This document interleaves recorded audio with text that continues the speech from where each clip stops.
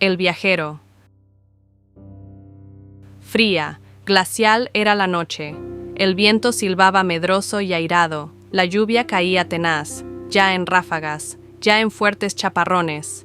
Y las 2 o 3 veces que Marta se había atrevido a acercarse a su ventana por ver si aplacaba la tempestad, la deslumbró la cárdena luz de un relámpago y la horrorizó el rimbombar del trueno, tan encima de su cabeza que parecía echar abajo la casa.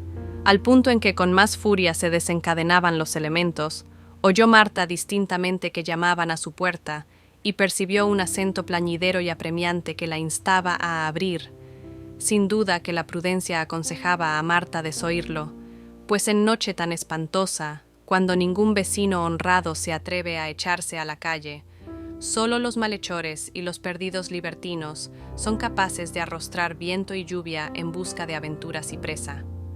Marta debió haber reflexionado que el que posee un hogar, fuego en él, y a su lado una madre, una hermana, una esposa que le consuele, no sale en el mes de enero y con una tormenta desatada, ni llama a puertas ajenas, ni turba la tranquilidad de las doncellas honestas y recogidas. Mas la reflexión, persona dignísima y muy señora mía, tiene el maldito vicio de llegar retrasada, por lo cual solo sirve para amargar gustos y adobar remordimientos. La reflexión de Marta se había quedado zaguera según costumbre, y el impulso de la piedad, el primero que salta en el corazón de la mujer, hizo que la doncella, al través del postigo, preguntase compadecida: «¿Quién llama?». Voz de tenor dulce y vibrante respondió en tono persuasivo: «Un viajero». Y la bienaventurada de Marta, sin meterse en más averiguaciones, quitó la tranca, descorrió el cerrojo y dio vuelta a la llave, movida por el encanto de aquella voz tan vibrante y tan dulce. Entró el viajero, saludando cortésmente, y quitándose con gentil desembarazo el chambergo, cuyas plumas goteaban, y desembozándose la capa, empapada por la lluvia, agradeció la hospitalidad y tomó asiento cerca de la lumbre, bien encendida por Marta. Esta apenas se atrevía a mirarle, porque en aquel punto la consabida tardía reflexión empezaba a hacer de las suyas, y Marta comprendía que dar asilo al primero que llama es ligereza notoria. Con todo, aún sin decidirse a levantar los ojos, vio de soslayo que su huésped era mozo y de buen talle, descolorido, rubio, cara linda y triste, aire de señor acostumbrado al mando y a ocupar alto puesto. Sintióse Marta encogida y llena de confusión, aunque el viajero se mostraba reconocido y la decía cosas halagüeñas, que por el hechizo de la voz lo parecían más. Y a fin de disimular su turbación, se dio prisa a servir la cena y ofrecer al viajero el mejor cuarto de la casa, donde se recogiese a dormir. Asustada de su propia indiscreta conducta, Marta no pudo conciliar el sueño en toda la noche, esperando con impaciencia que rayase el alba para que se ausentase el huésped. Y sucedió que éste, cuando bajó, ya descansado y sonriente, a tomar el desayuno, nada habló de marcharse, ni tampoco a la hora de comer, ni menos por la tarde, y Marta, entretenida y embelesada con su labia y sus paliques, no tuvo valor para decirle que ella no era mesonera de oficio. Corrieron semanas, pasaron meses, y en casa de Marta no había más dueño ni más amo que aquel viajero a quien en una noche tempestuosa tuvo la imprevisión de acoger. Él mandaba, y Marta obedecía sumisa, muda, veloz como el pensamiento. No creáis por eso que Marta era propiamente feliz, al contrario, vivía en continua zozobra y pena. He calificado de amo al viajero, y tirano debí llamarle, pues sus caprichos despóticos y su inconstante humor traían a Marta medio loca. Al principio el viajero parecía obediente, afectuoso, zalamero, humilde, pero fue creciéndose y tomando fueros, hasta no haber quien le soportase. Lo peor de todo era que nunca podía Marta adivinarle el deseo, ni precaverle la desazón. Sin motivo ni causa, cuando menos debía temerse o esperarse, estaba frenético o contentísimo, pasando, en menos que se dice, del enojo al halago y de la risa a la rabia. Padecía arrebatos de furor y berrinches injustos e insensatos, que a los 2 minutos se convertían en transportes de cariño y en placideces angelicales. Ya se emperraba como un chico, Ya se desesperaba como un hombre, ya hartaba a Marta de improperios, ya la prodigaba los nombres más dulces y las ternezas más rendidas. Sus extravagancias eran a veces tan insufribles que Marta, con los nervios de punta, el alma de través y el corazón a 2 dedos de la boca, maldecía el fatal momento en que dio acogida a su terrible huésped. Lo malo es que cuando justamente Marta, apurada la paciencia, iba a saltar y a sacudir el yugo, no parece sino que él lo adivinaba y pedía perdón con una sinceridad y una gracia de chiquillo, por lo cual Marta no solo olvidaba instantáneamente sus agravios, sino que, por el exquisito goce de perdonar, sufriría 3 veces las pasadas desazones, que en olvido las tenía puestas. Cuando el huésped, a medias palabras y con precauciones y rodeos, anunció que ya había llegado la ocasión de su partida, Marta se quedó de mármol y las lágrimas lentas que la arrancó la desesperación cayeron sobre las manos del viajero, que sonreía tristemente y murmuraba en voz baja frasecitas consoladoras, promesas de escribir, de volver, de recordar. Y como Marta, en su amargura, balbucía reproches, el huésped, con aquella voz de tenor dulce y vibrante, alegó, por vía de disculpa: «Bien te dije, niña, que soy un viajero. Me detengo, pero no me estaciono, me poso, no me fijo». Y habéis de saber que solo al oír esta declaración franca, solo al sentir que se desgarraban las fibras más íntimas de su ser, conoció la inocentona de Marta que aquel fatal viajero era el amor, y que había abierto la puerta, sin pensarlo, al dictador cruelísimo del orbe. Sin hacer caso del llanto de Marta, para atender a lagrimitas está él, sin cuidarse del rastro de pena inextinguible que dejaba en pos de sí, el amor se fue, embosado en su capa, ladeado el chambergo, cuyas plumas, secas ya, se rizaban y flotaban al viento bizarramente, en busca de nuevos horizontes, a llamar a otras puertas mejor trancadas y defendidas.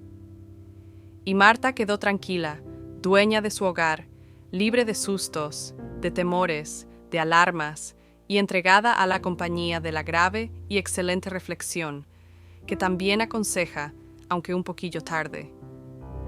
No sabemos lo que habrán platicado, solo tenemos noticias ciertas de que las noches de tempestad furiosa, cuando el viento silba y la lluvia se estrella contra los vidrios, Marta, apoyando la mano sobre su corazón, que la duele a fuerza de latir apresurado, no cesa de prestar oído, por si llama a la puerta el huésped.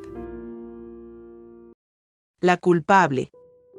Elisa fue una mujer desgraciadísima durante toda su vida conyugal, y murió, joven aún, minada por las penas.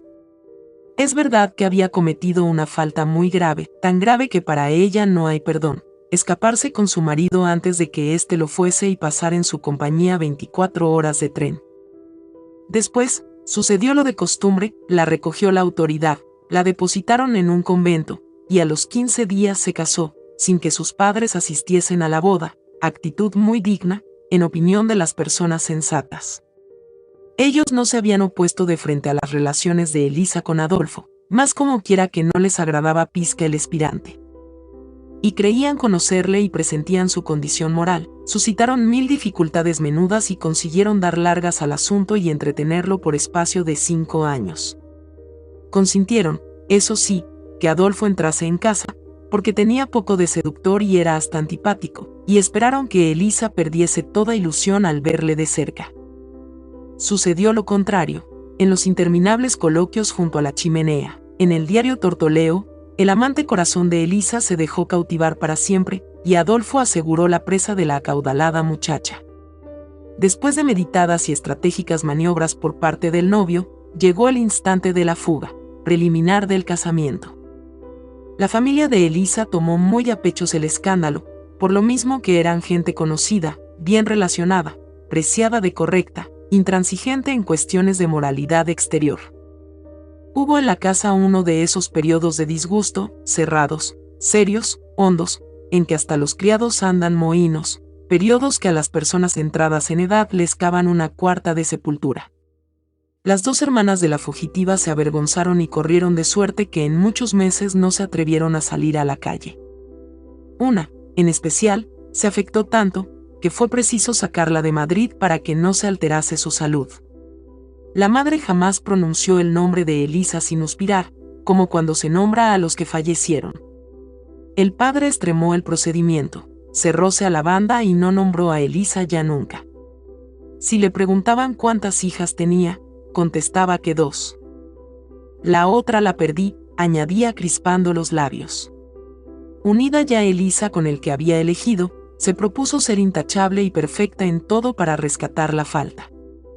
No hubo esposa más tierna y solícita que Elisa, ni casa mejor gobernada que la suya, ni señora que con mayor abnegación prescindiese de sí propia y se eclipsase más modestamente en la sombra del hogar. Como al fin tenía pocos años y a veces la sangre hervía en sus venas con ímpetu juvenil, cuando veía a otras casadas adornarse, cubrirse de joyas, ir a bailes y fiestas y sonreír al espejo, y ella se quedaba recluida y en bata casera, decía para sí, bueno, pero esas no se escaparon con su marido antes de la boda. Y aunque supiese que se escapaban después, o cosa parecida, con Ross, siempre persistía en tenerlas por de mejor condición. Hasta tal punto se consideró obligada a prestar fianza de su conducta, que nunca salió sola, ni consintió recibir una visita estando ausente su marido. A los hombres, fuesen jóvenes o viejos, les hablaba fría y desabridamente, cortando enseguida la conversación. Su traje era obscuro, subido hasta las orejas, y su peinado estudiadamente sencillo y sin coquetería. Aficionada a las esencias y aguas de tocador, la suprimió por completo desde que oyó decir que la mujer de bien, ni ha de oler mal, ni ha de oler bien. Ser tenida en concepto de mujer de bien, fue su ambición y su sueño, pero desconfiaba de conseguirlo nunca, por aquello de la escapatoria pasada. La corta luna de miel, Adolfo comenzó a distraerse, hizo color de política, se acostumbró a retirarse tarde, a pasarse los días fuera, sin venir ni a comer. Elisa lloró en silencio, lloró mucho, porque le quería con toda su alma, y no podía vivir dichosa sino con él y por él, a quien todo lo había sacrificado. Un día, registrando el ropero de su marido para limpiar y arreglar la ropa, encontró traspapelada en un chaqué de verano una carta inequívoca. El dolor fue tan agudo, que Elisa se metió en la cama y estuvo varios días sin querer comer y con gran deseo de morirse. Así que cobró algún ánimo, se levantó y siguió viviendo. No profirió una queja, ¿con qué derecho? La podían tapar la boca a las primeras palabras. Y si salía a relucir lo de la fuga. Vinieron hijos, un niño y una niña, pero Elisa, que sufrió todo el peso de la crianza, no intervino en la educación, ni ejerció jamás esa autoridad de la madre digna y altiva, que lleva la maternidad como una corona.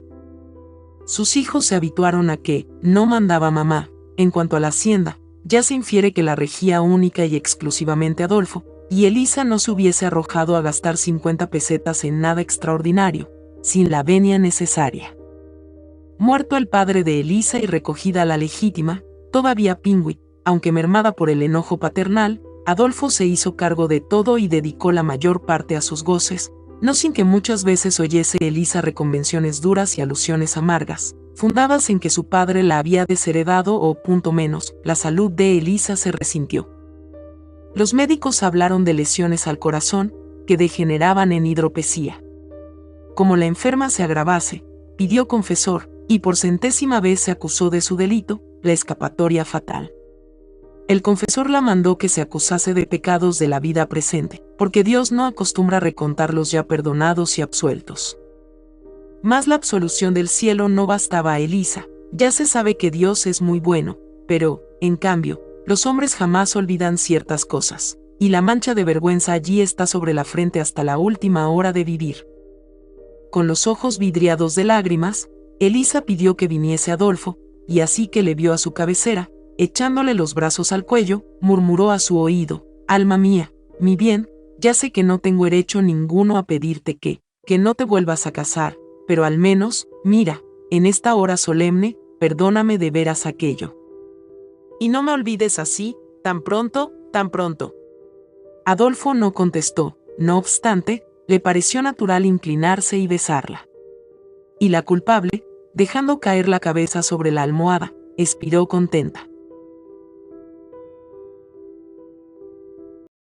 Más allá. Era un balneario elegante, pero no de esos en que la gente rica, antojadiza y maniática cuida imaginarias dolencias, sino de los que reciben todos los años, desde principios de junio, retahílas de verdaderos enfermos pálidos y débiles, y donde, a la hora de la consulta, se ven a la puerta del consultorio gestos ansiosos, enrojecidos párpados y señoras de pelo gris que dan el brazo y sostienen a señoritas demacradas, de trabajoso andar. Para decirlo pronto, aquellas aguas convenían a los tísicos. Pared por medio estaban los dos. Ella, la niña apasionada y romántica, la interesante enfermita que, indiferente a la muerte como aniquilamiento del ser físico, no la aceptaba como abdicación de la gracia y la belleza, que, a su paso por los salones, cuando los cruzaba con porte airoso de ninfa joven, solía levantar un rumor halagüeño, un murmurio pérfido de mar que acaricia y devora, y defendiendo hasta el último instante su corona de encantos, que iba a marchitarse en el sepulcro, se rodeaba de flores y perfumes, sonreía dulcemente, envolvía su cuerpo enflaquecido en finos crespones de china y delicados encajes, y calzaba su pie menudo de blanco tafilete, con igual coquetería que si fuese a dirigir alegre y raudo cotillón. Él, el mozo galán que había derrochado sus fuerzas vitales con prodigalidad regia, despreciando las advertencias de la tierna e inquieta madre y la indicación hereditaria de los dos tíos maternos arrebatados en lo mejor de la edad. Hasta que un día sintió a su vez el golpe sordo que le hería el pecho y le disolvía lentamente el pulmón, avivando, en vez de extinguirlo, el incendio que siempre había consumido su alma. Pared por medio estaban los dos, sin conocerse ni saber que existían, y sin embargo, el mal que los llevaba a la tumba tenía idéntico origen. El mismo anhelo insaciable había atacado en ellos las fuentes de la vida. Ella y él, fascinados por el propio sueño, hicieron de la pasión único ideal de la existencia y aspiraron a un amor grande, profundamente estético, ardiente y resuelto como si fuese criminal, noble y altivo como si fuese legítimo, puro a fuerza de intensidad, abrasador a fuerza de pureza. Y como quien busca ave fénix o talismán poderoso, habían buscado ambos la encantada isla de sus ensueños. Ella entre los sosos incidentes del diario flirt, él entre los episodios no menos vulgares de la calvatronería orgiástica, hasta que una serie de decepciones tristes, cómicas o indignas les arruinó la salud, dejando intacto el tesoro de ilusiones y aspiraciones nunca satisfechas. La sed de amar inextinta, más bien exacerbada por la calentura y el alta tensión nerviosa, fruto del padecimiento. ¿Quién les dijera que allí, detrás del tabique en cuyo papel de caprichosos dibujos hallaban maquinal entretenimiento los aburridos ojos, se encontraba lo que habían buscado en balde tanto tiempo, lo que necesitaban para asirse otra vez a la existencia? Porque ya ni él ni ella podían salir del cuarto, ni bajar las escaleras, ni comer en el comedor. Postrados y exánimes, les traían el agua mineral en un vaso puesto boca abajo sobre un platillo. Últimamente, hasta no se atrevieron a beber, y el médico, presintiendo fatal desenlace, advirtió que convendría atender al alma, señal casi siempre funestísima para el pobre del cuerpo. Él y ella se prepararon a recibir a Jesucristo con todo el agasajo que tal visita merece. No hubo fuerzas humanas que les impidiesen vestirse y engalanarse como para un sarao. Ella se lavó con esencias fragantes y jabones exquisitos. Hizo peinar esmeradamente la negra mata de pelo, se puso traje de blanco gros y con sonriente coquetería prendió en la mantilla sus agujas de turquesas. Él atusó la bien recortada barba. Eligió la camisa más bruñida y tersa, el chaleco de mejor caída, y de frac y corbata blanca esperó a su Dios. Y él y ella, al sentir en los labios la sagrada partícula, gozaron un momento de emoción deliciosa. Les pareció que la efusión esperada en vano, el supremo arrobamiento del éxtasis, vendría después de despojada la vestidura carnal, cuando el alma, libre y dichosa, volase al seno de su Creador. Así fue que tuvieron unas últimas horas edificantes, ejemplares de un ardor místico sublime que hacía derramar lágrimas a los que rodeaban el lecho. Sus palabras de esperanza sonaban conmovedoras y misteriosas, dichas desde el borde de la huesa. Hablaban del cielo, y diríase que al nombrarlo lo veían ya. De tal suerte se iluminaban sus ojos y resplandecía en sus rostros la beatitud y la fe que transfigura. A la misma hora fallecieron, y sus espíritus se encontraron en el camino del otro mundo, antes de tomar rumbos distintos, pues él se encaminaba al purgatorio en forma de llama rojiza, y ella al cielo, convertida en ligero fueguecillo azul. Entonces se vieron por primera vez, y sorprendidos, detuviéronse a contemplarse. Como a aquellas alturas todo se adivina, inmediatamente adivinaron de qué habían muerto y la semejanza de sus destinos durante la vida terrenal. Y así como comprendieron claramente que los dos habían muerto de plétora de pasión no satisfecha ni entendida, advirtieron también con asombro que él era el alma nacida para ella, y ella el corazón capaz de encerrar aquel amor infinito de que él se sentía minado y consumido, como el árbol que todo se derrite en gomas. Y lo mismo fue advertirlo, que juntarse impetuosamente los dos espíritus, mezclándose la llama rojiza con el fueguecillo azul tan estrechamente que se hicieron una luz sola. Y sucedió que, unidos ya, él no pudo entrar en el purgatorio por la parte que llevaba de cielo, y ella tampoco pudo ingresar en el cielo por la parte que llevaba de purgatorio. Él, generoso, la propuso que se apartasen, yéndose ella a disfrutar las dichas del empíreo. Mas ella prefirió seguir unida a él, a una costa de la eterna bienandanza. Y desde entonces la luz anda errante, y los dos espíritus no hallan otro nido para sus amores póstumos, sino la extremidad del palo de algún buque, donde los marinos los confunden con el fuego de San Telmo. La cabellera de Laura, madre e hija, vivían, si vivir se llama aquello, en húmedo Saquizamí, al cual se bajaba por los raídos peldaños de una escalera abierta en la tierra misma. La claridad entraba a duras penas, macilenta y recelosa, al través de un ventanillo enrejado, y la única habitación le servía de cocina, dormitorio y cámara. Encerrada allí pasaba Laura los días, trabajando afanosamente en sus randas y picos de encaje, sin salir nunca ni ver la luz del sol, cuidando a su madre achacosa y consolándola siempre que renegaba de la adversa fortuna. Hallarse reducidas a tal extremidad dos damas de rancio abolengo, antaño poseedoras de haciendas, dehesas y joyas a porrillo, acostarse a la luz de un candil, ellas, a quienes habían alumbrado pajes con velas de cera en candelabros de plata. No lo podía sufrir la hoy menesterosa señora, y cuando su hija, con el acento tranquilo de la resignación, la aconsejaba someterse a la divina voluntad, sus labios exhalaban murmullos de impaciencia y coléricas maldiciones. Como siempre los males pueden crecer, llegó un invierno de los más rigurosos, y faltó a Laura el trabajo con que ganaba el sustento. A la decente pobreza sustituyó la negra miseria.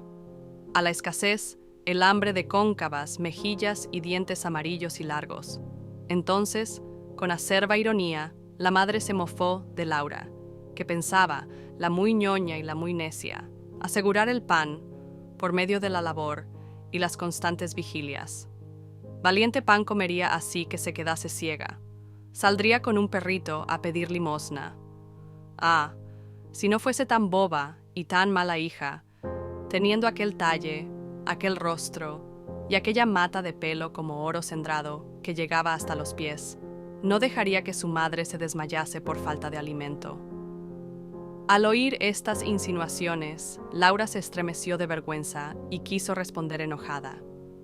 Pero recordando que su madre estaba en ayunas desde hacía muchas horas, se cubrió el rostro con las manos y rompió a sollozar.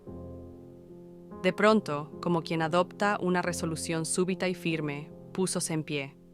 Se envolvió en un ancho capuchón de lana obscura y salió a la calle, que raras veces pisaba, convencida de que el retiro es la salvaguardia del recato. Sin titubear fue en dirección de un tenducho que había entrevisto y donde creía poder feriar el solo tesoro de que estaba secretamente envanecida y orgullosa. Era dueña del baratillo la astuta vieja Brasilda, gran componedora de voluntades con ribetes de hechicera, y, muy encubierto el rostro, entró Laura en la equívoca mansión.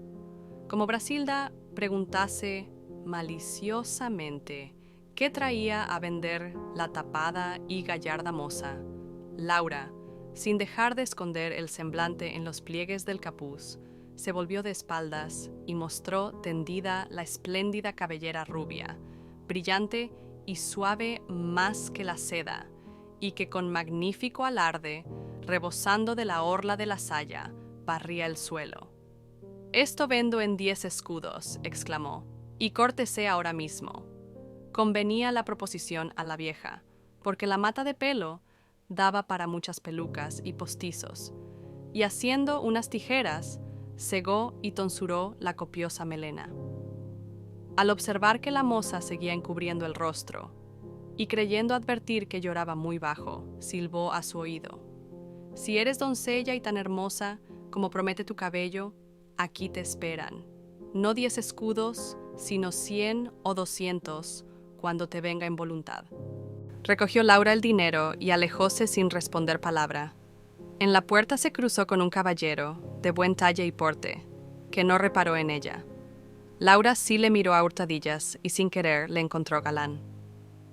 El caballero que penetraba en la mansión de la bruja era don Luis de Meneses, el mozo más rico, libre y desenfrenado de toda la ciudad, el cual no visitaba a humo de pajas a la madre Brasilda, sino que acudía allí como el cazador a que se le señalen dó está la casa, y que se la ojeen y acorralen para asegurarla y matarla a gusto. Después de un rato de conversación, don Luis divisó la soberana cabellera rubia que sobre un paño blanco había extendido la vieja, y en la cual los destellos del velón, siempre encendido en las obscuridades del tenducho, rielaban como en lago de oro. «¿De qué mujer es ese pelo, Rick?», preguntó sorprendido el galán.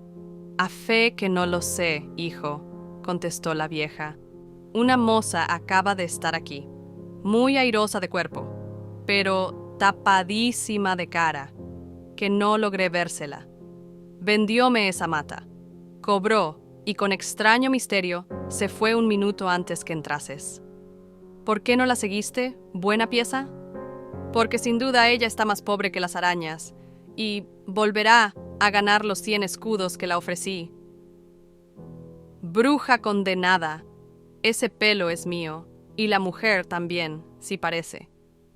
Y don Luis aflojó la bolsa, cogió delicadamente el paño y el tesoro que contenía, y ocultándolo bajo el capotillo, se volvió a su casa. Desde aquel día realizóse en don Luis un cambio sorprendente. Renunciando a sus galanteos y aventuras, olvidando el juego, las burlas y los desafíos, pareció otro hombre. Se le veía, eso sí, en la calle, en el paseo, en la iglesia. Sus ojos ávidos registraban y escudriñaban sin cesar, buscando algo que le importaba mucho. Pero al anochecer se recogía, y en vida honesta y arreglada no tenían que reprenderle los devotos viejos, de grave apostura y rosario gordo. No faltó quien dijese que el mozo, tocado de la gracia, andaba en meterse capuchino, y es que ni sabían, ni podían sospechar que don Luis estaba enamorado, ciegamente enamorado de la cabellera rubia. Habiéndola colocado respetuosamente sobre un cojín de tisú de plata, se pasaba ante ella las horas muertas, ya besándola en ideal éxtasis de devoción, como a venerada reliquia, ya estrujándola con frenesí, de amante que quisiera despedazar y morder lo mismo que adora. Exaltada la imaginación de don Luis por la vista de aquella cascada de oro, de aquella crin en que Febo parecía haber dejado presos sus rayos juguetones, y de la cual se desprendía un aroma vivo, un olor de juventud y de pureza. Fantaseaba el tronco a que tal follaje correspondía, y adivinaba la mata larguísima caudalosa, perfumada, cayendo en crenchas y vedijas sobre unas espaldas de nieve, sobre unas formas virginales de rosa y nácar, o rodeando como nimbo de santa imagen un rostro de angelical expresión en que se abrían las flores azules de los luminosos ojos. Había ideas y recelos que enloquecían al soñador amante. ¿Quién sabe si la infeliz hermosa, después de vender su cabello por conservar la honestidad, había tenido que perder la honestidad por conservar la vida? Con la fatiga de tal pensamiento, don Luis aborrecía el comer, se consumía de rabia y se abrazaba en extraños celos. Hecho unas sotacalles, no cesaba de inquirir, pretendiendo ver al través de todos los postigos y calar todas las rejas y celosías. Trabajo perdido. Ninguna cabeza juvenil cubierta de sortijas doradas y cortas de aquel matiz único, incomparable, se ofrecía a sus ojos. Don Luis adelgazaba, se desmejoraba, estaba a pique de desvariar, cada vez que la vieja hechicera, Brasilda, aturdida y desconsolada, repetía alzando las manos secas: «Bruja será también la del cabello de oro, y habráse untado y volado por la chimenea. No parece, hijo, no parece por más que me descuajo buscándola». Perdido ya de amores, don Luis, como hombre a quien le han dado extraño bebedizo, llegó al caso de temer morirse de pasión y furia celosa, y apretando al corazón la cabellera, cuyas roscas le acariciaban las manos febriles, hizo un voto: «Que encuentre a tu dueña, y sea rica o pobre, buena o mala, noble o de plebeya estirpe, con ella me casaré. Pongo por testigo a este crucifijo que me escucha». Después del voto, lleno de esperanza y de ilusión, salió don Luis a la calle, y al obscurecer, como fuese muy embosado, le paró cerca de su puerta una pobre, envuelta y cubierta con un viejísimo capuz de lana. «Señor caballero», decía en voz lastimera y humilde, «¿necesitan por casa de su merced una labrandera buena y diligente? No hay donde trabajar y mi madre no tiene qué comer». «Esa es mi casa», respondió distraídamente don Luis, que pensaba en sus fantásticos amores. «Ven mañana, que tendrás harta labor. Toma a cuenta», y dejó en la mano tendida un escudo. Al otro día, Laura, sentada en el hueco de una reja de la casa de don Luis, con una canastilla de ropa blanca delante, cosía en silencio, sin tomar parte en la charla de las dueñas. Sufría al dejar su morada, su enferma, su retiro. La fatiga encendía sus mejillas antes pálidas. Entraban por la reja los dardos del sol y se prendían en los anillos, cortos y sedosos como plumón de pajarito nuevo, de la cabeza descubierta que no velaba el capuz. Y, casualmente, pasó don Luis tan absorto que ni miró a la joven labrandera. Pero ella, reconociendo en don Luis al caballero galán de quien no había cesado de acordarse, el que vio cuando salía de vender su cabellera en casa de la bruja, exhaló un grito involuntario. Al oírlo, volvióse don Luis y, cruzando las manos, creyó que alguna aparición del cielo le visitaba, pues reconoció el matiz único de la melena rubia en la ensortijada testa que bañaba el sol. Y dirigiéndose a las dueñas y a las mozas de servicio con imperio y ufanía, dijo solemnemente: «No labréis más. Hoy es día de fiesta. Saludad a vuestra señora». El corazón perdido. Yendo una tardecita de paseo por las calles de la ciudad, vi en el suelo un objeto rojo. Me bajé. Era un sangriento y vivo corazón que recogí cuidadosamente. Debe de habérsele perdido a alguna mujer, pensé al observar la blandura y delicadeza de la tierna víscera que, al contacto de mis dedos, palpitaba como si estuviese todavía dentro del pecho de su dueña. Lo envolví con esmero en un blanco paño, lo abrigué, lo escondí bajo mi ropa y me dediqué a averiguar quién era la mujer que había perdido el corazón en la calle. Para indagar mejor, adquirí unos maravillosos anteojos que permitían ver, al través del corpiño, de la ropa interior, de la carne y de las costillas, como por esos relicarios que son el busto de una santa y tienen en el pecho una ventanita de cristal, el lugar que ocupa el corazón. Apenas me hube calado mis anteojos mágicos, miré ansiosamente a la primera mujer que pasaba, y ¡oh, asombro! La mujer no tenía corazón. Ella debía de ser, sin duda, la propietaria de mi hallazgo. Lo raro fue que, al decirla yo cómo había encontrado su corazón y lo conservaba a sus órdenes por si gustaba recogerlo, la mujer indignada juró y perjuró que no había perdido cosa alguna, que su corazón estaba donde solía y que lo sentía perfectamente pulsar, recibir y expeler la sangre. En vista de la terquedad de la mujer, la dejé y me volví hacia otra, joven, linda, seductora, alegre. Dios santo. En su blanco pecho vi la misma oquedad, el mismo agujero rosado, sin nada allá dentro, nada, nada.